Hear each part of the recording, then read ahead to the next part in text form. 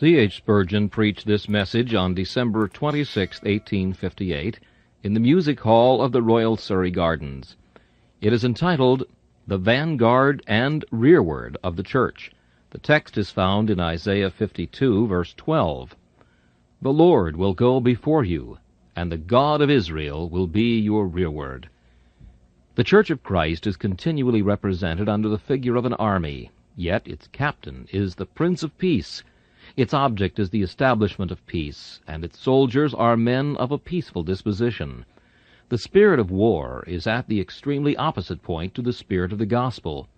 Yet, nevertheless, the church on earth has, and until the second advent must be, the church militant, the church armed, the church warring, the church conquering. And how is this? It is in the very order of things that so it must be. Truth could not be truth in this world if it were not a warring thing, and we should at once suspect that it were not true if error were friends with it. The spotless purity of truth must always be at war with the blackness of heresy and lies. I say again, it would cast a suspicion upon its own nature. We should feel at once that it was not true if it were not at enmity with the false. And so at this present time, the Church of Christ, being in herself the only incarnation of truth left upon this world, must be at war with error of every kind of shape.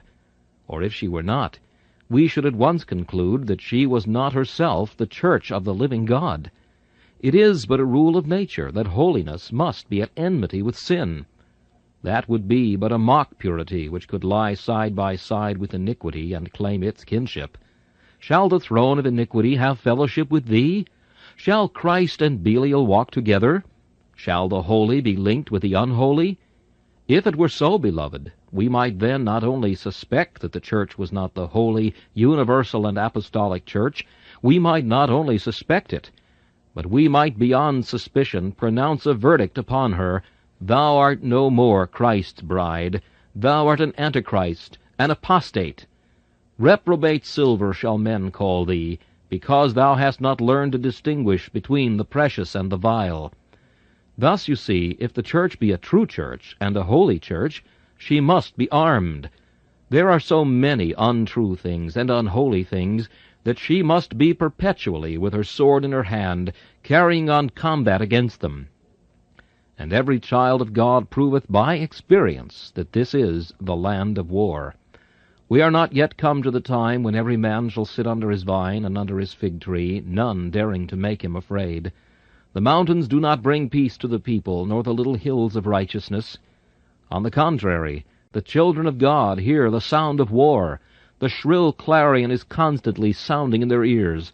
They are compelled to carry with them the sword and the shield, and constantly to gird their armor on. For they are not yet come to the land of peace. They are in an enemy's country, and every day will convince them that such is their position. Now, how comforting is this text to the believer who recognizes himself as a soldier and the whole church as an army. The church has its vanguard. Jehovah will go before you.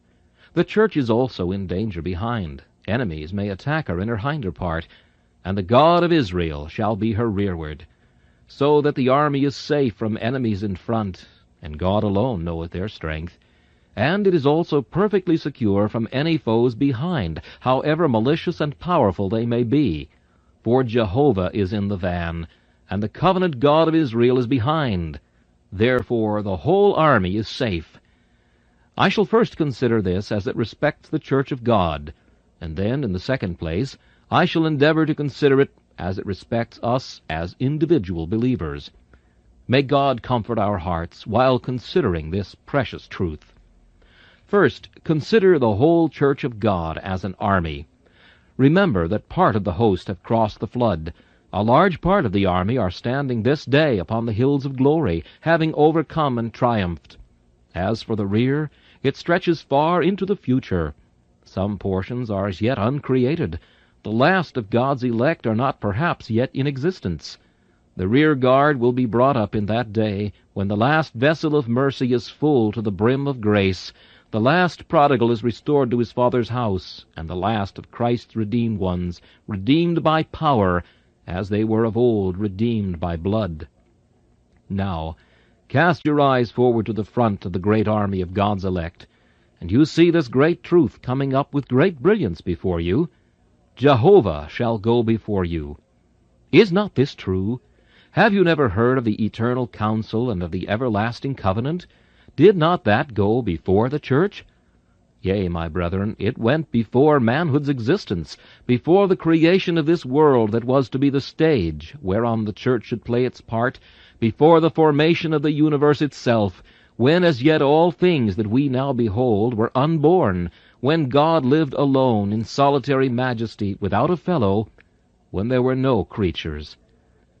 If there were such an eternity filled with the Creator, and not one creature with him, even then it was that God determined in his mind that he would form a people to himself who should show forth his praise. It was then that he settled how men should be redeemed. It was then the council of peace was held between the three divine persons, and it was determined that the Father should give the Son, that the Son should give himself, that the Holy Spirit should be the active agent to fetch out all the lost sheep and restore them to the fold.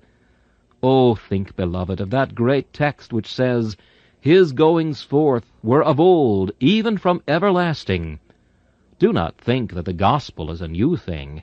It is older than your hoary mountains, nay, it is older than the firstborn sons of light. Before that beginning, when God created the heavens and the earth, there was another beginning. For in the beginning was the Word, and the Word was with God, and the Word was God. And assuredly, the gospel was ever in the Word, for Jesus was set up from everlasting as the great head of the covenant of grace. Behold, then, the glorious Jehovah in the Trinity of his persons, treading the pathless depths of eternity, that a way for his elect might be prepared herein. He has gone before us. Take another view of the case. Jehovah shall go before you. Has he not gone before his church in act and deed? Perilous has been the journey of the church from the day when it first left paradise even until now. When the church left paradise, I say, for I believe that Adam and Eve were in the church of God, for I believe that both of them were redeemed souls, chosen of God and precious. I see God give the promise to them before they leave the garden, and they go out from the garden, the church of God. Since that time, what a path has the church had to tread, but how faithfully has Jehovah led the way. We see the floods gather round about her, but even then she flowed safely in the ark which Jehovah had provided for her beforehand, for the Lord has gone before her. I see the church going out from Ur of the Chaldees. It is but a little church, with the patriarch Abraham at its head. I see that little church dwelling in an enemy's country, moving to and fro. But I observe how the Lord is its constant leader. When they went from one nation to another, from one kingdom to another people, he suffered no man to do them wrong. Yea, he reproved kings for their sakes, saying, Touch not mine anointed, and do my prophets no harm. I see the church afterwards going down to the land of the cruel Pharaohs. It was a black part of her pilgrimage, for she was going to the lash of the taskmaster, and to the heat of the burning fiery furnace. But I see Joseph going down before, Jehovah's great representative. Joseph goeth down into Egypt, and he saith, God sent me before you to provide a place for you in the time of famine. So sings the psalmist. He sent a man before them, even Joseph, who was sold for a servant, whose feet they hurt with fetters. He was laid in iron, until the time that his word came.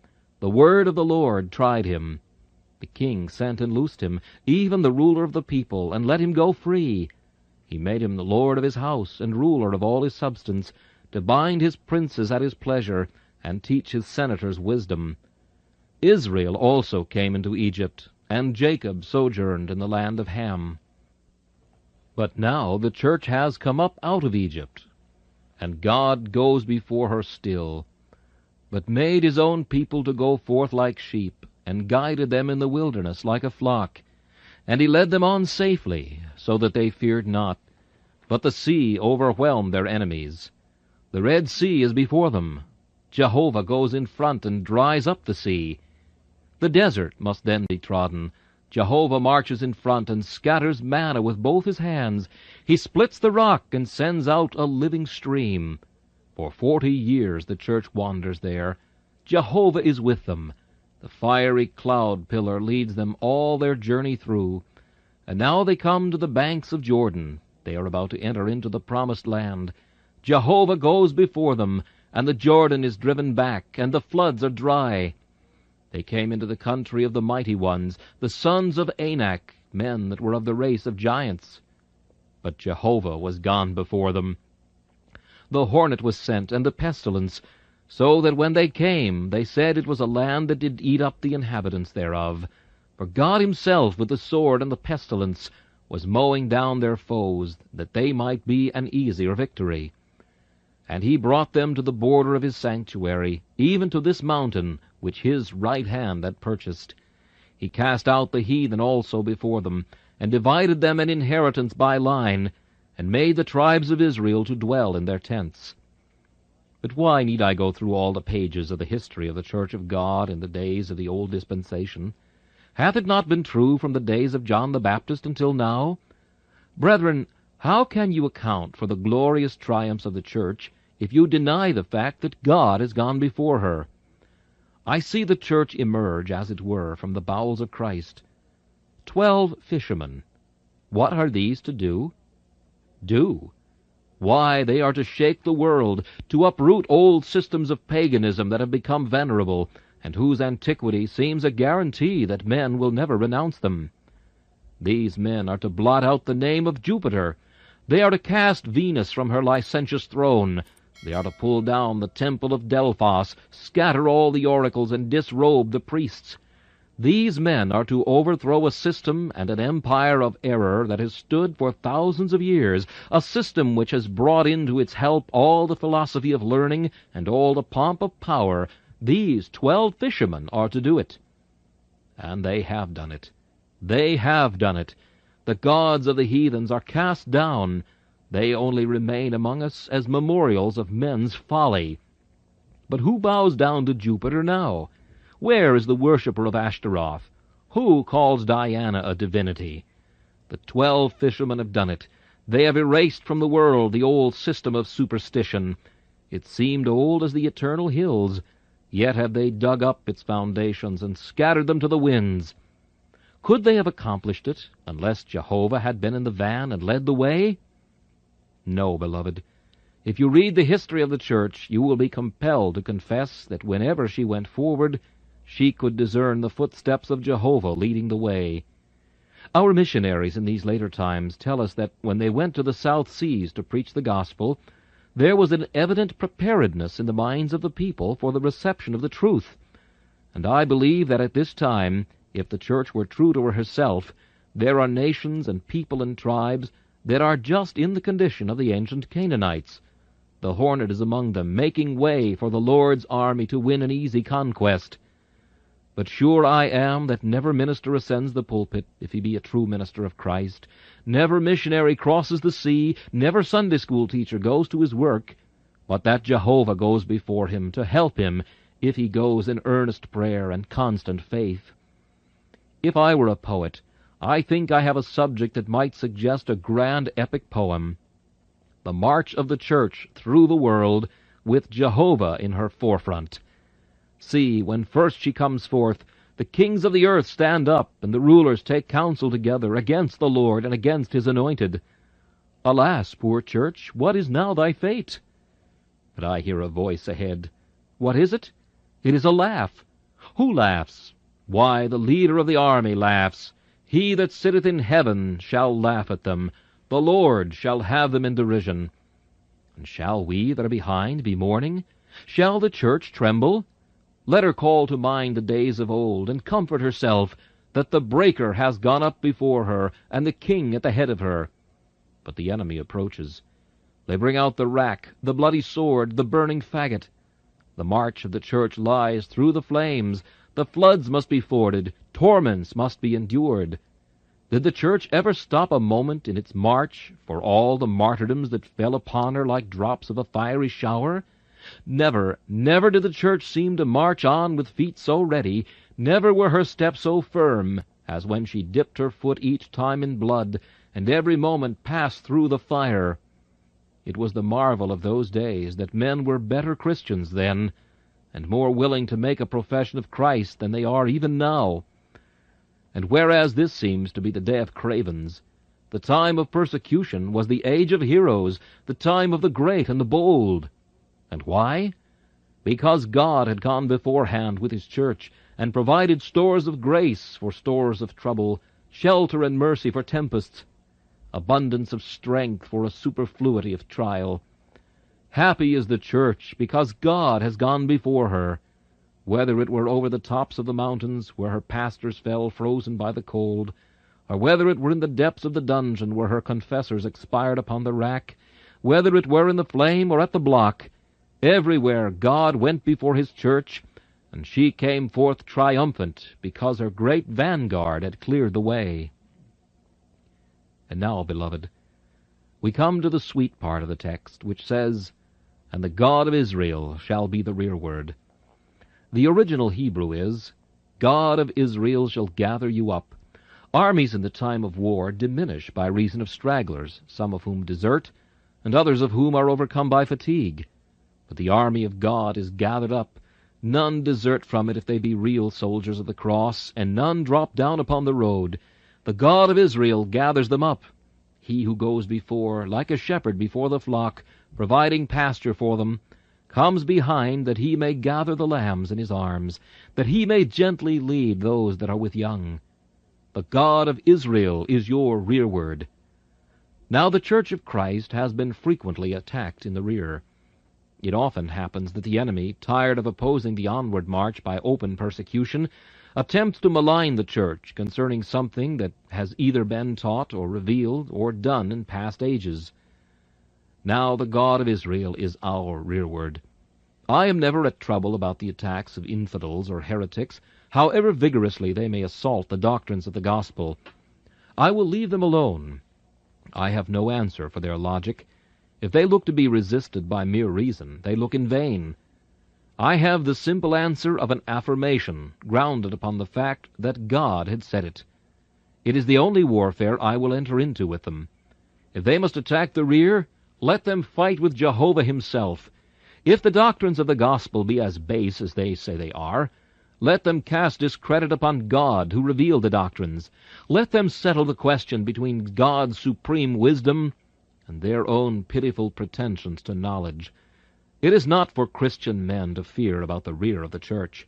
The doctrines of the gospel, which are like the heavy baggage carried in the rear, or like the great guns kept behind against the time when they are wanted in the hour of battle, these are quite safe.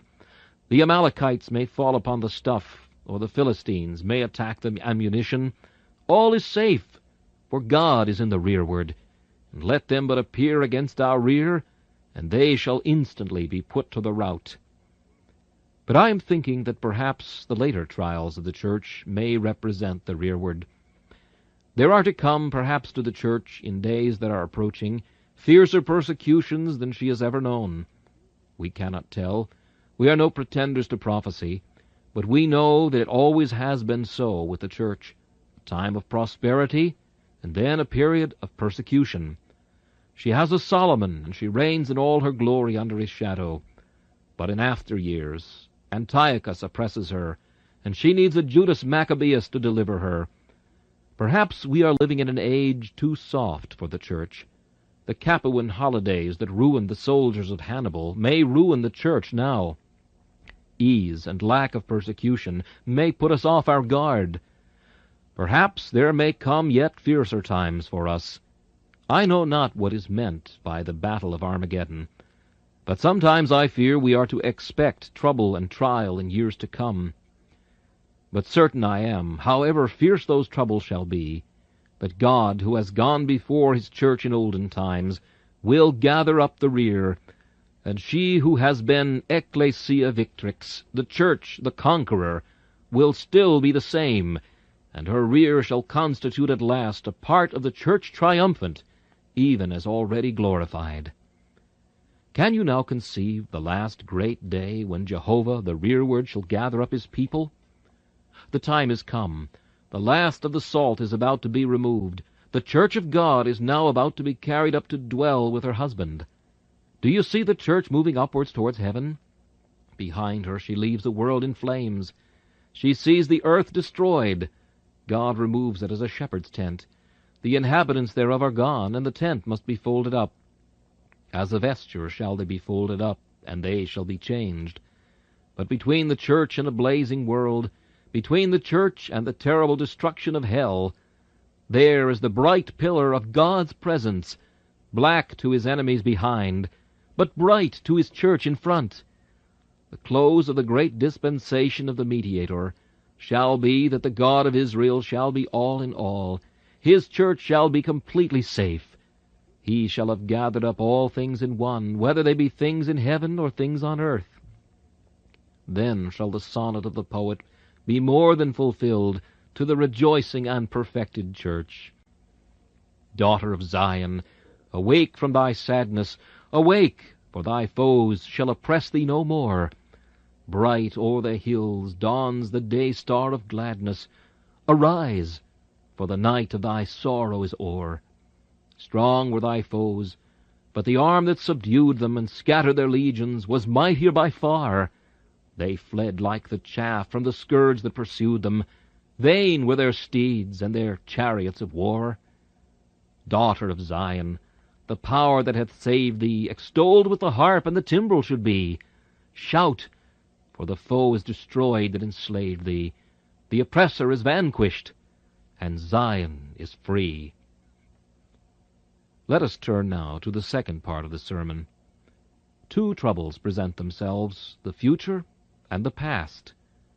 We have had mercies, but still we find this house of our pilgrimage is not an abiding city, not a mansion of peace and comfort. Perhaps we are trembling to go forward. Foreseeing trouble, we know not how we shall be able to endure to the end. We are standing here, pausing for a while, sitting down upon the stone of our Ebenezer to rest ourselves, gazing dubiously into the future, saying, Alas, what shall I do? Surely I shall one day fall by the hand of the enemy. Brother, arise, arise! Anoint your head and wash your face, and fast no longer. Let this sweet morsel now cheer you. Put this bottle to your lips, and let your eyes be enlightened. The Lord Jehovah will go before you. He has gone before you already. Your future path has all been marked out in the great decrees of his predestination. You shall not tread a step which is not mapped out in the great chart of God's decree. Your troubles have been already weighed for you in the scales of his love. Your labor is already set aside for you to accomplish by the hand of his wisdom. Depend upon it. Your times of trial and of grief, your times of joy and sweet relief, all shall come and last and end, as shall please your heavenly friend. Remember, you are not a child of chance. If you were, you might indeed fear. You will go nowhere in the days ahead except where God shall send you. You shall be thrust into the hot coals of fire, but God shall put you there. You shall perhaps be much depressed in spirit, but that heaviness shall be for your good, and shall come from your Father. You shall have the rod, but it shall not be the rod of the wicked. It shall be in God's hand. Oh, how comfortable the thought that everything is in the hand of God, and that all that may occur to me during the future years of my life is foreordained and overruled by the great Jehovah, who is my Father and my friend. Now, stop, Christian, a moment, and realize the idea that God has gone before, mapping the way. And then let me ask you, if you could now this morning be allowed to draw a fresh map, would you do it? If he should condescend to say, Now your circumstances next year shall be just what you like. You shall have your own way, and go your own route to heaven. Would you dare, even with God's permission, to draw a new chart? If you should have that presumption, I know the result. You would find that you had gone the wrong way.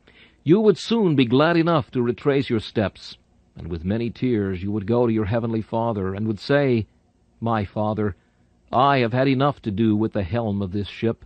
It is hard work to hold it. Do what thou wilt with it. Steer which way thou pleasest, though it be through the deepest floods and the hottest flame.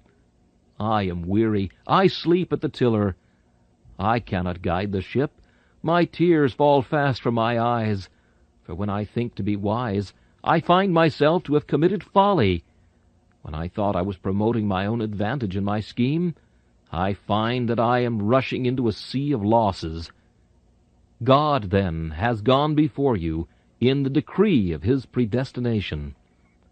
And recollect, God has gone before you in all your future journey, in the actual preparations of his providence. I do not think I am capable this morning, for my mind seems to wander far more than I could desire, of sketching how it is, but so it is, that God always makes a providence beforehand ready for his people when they get to the place. My God does not hastily erect a tent over me when I come to a certain spot.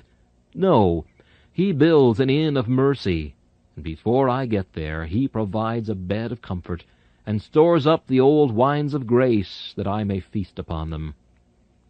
And all this is done long before I come to the actual necessity. None of us can tell how the future leans on the past, how a simple act of today shall bring about a grand event in 100 years. We do not know how the future lies in the bowels of the past, and how what is to be is the child of that which is. As all men spring from their progenitors, so the providence of today springs from the providence of 100 years past. The events of next year have been forestalled by God in what he has done this year and years before. I am certain of this, that on the road I am to travel in the days ahead, everything is ready for me. I am not going a road of hills and deep valleys, but I have heard the voice of one crying in the wilderness, Prepare ye the way of the Lord, make straight in the desert a highway for our God. Every valley shall be exalted, and every mountain and hill shall be made low, and the crooked shall be made straight, and the rough places plain. And the glory of the Lord shall be revealed, and all flesh shall see it together, for the mouth of the Lord hath spoken it. I will open rivers in high places, and fountains in the midst of the valleys. I will make the wilderness a pool of water, and the dry land springs of water. And I will bring the blind by a way that they knew not. I will lead them in paths that they have not known.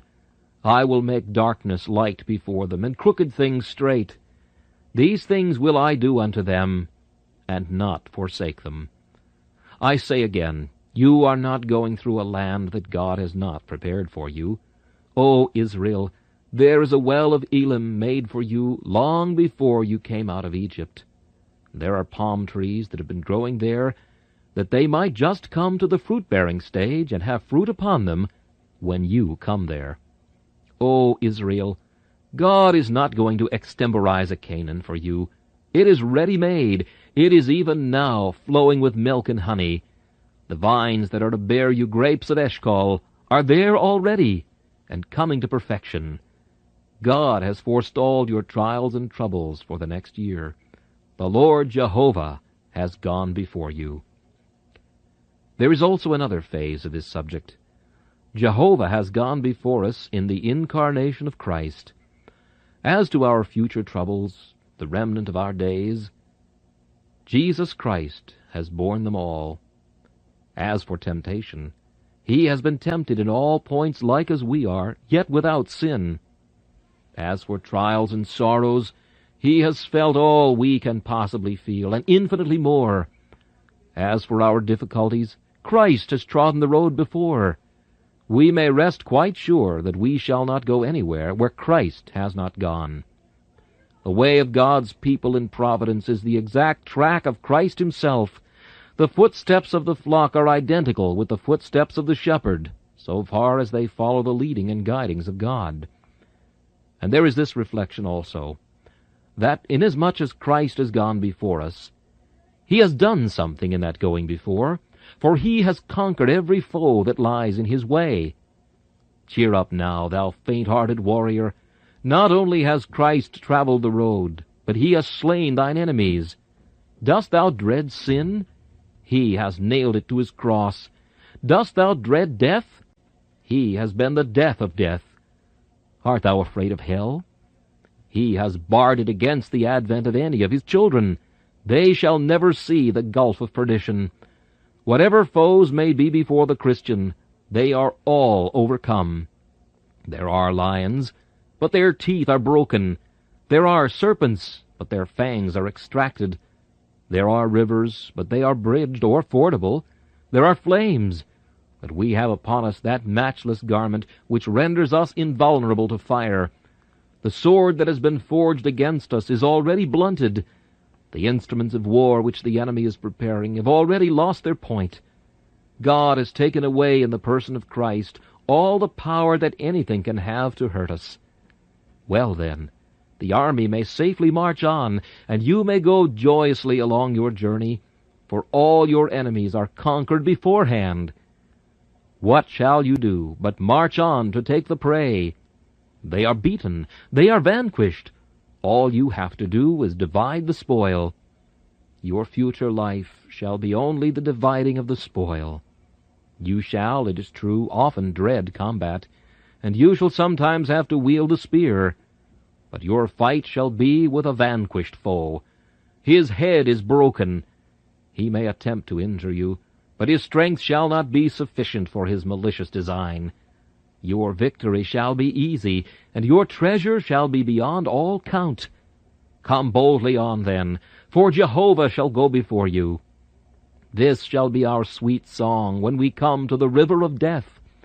Black are its streams, and there are terrors there of which I cannot dream. But shall I fear to go through the stream, if Jehovah goes before me? There may be goblins of frightful shape, there may be horrors of hellish hue, but thou, Jehovah, shalt clear the way. Thou shalt bid each enemy begone, and each fiend shall flee at thy bidding.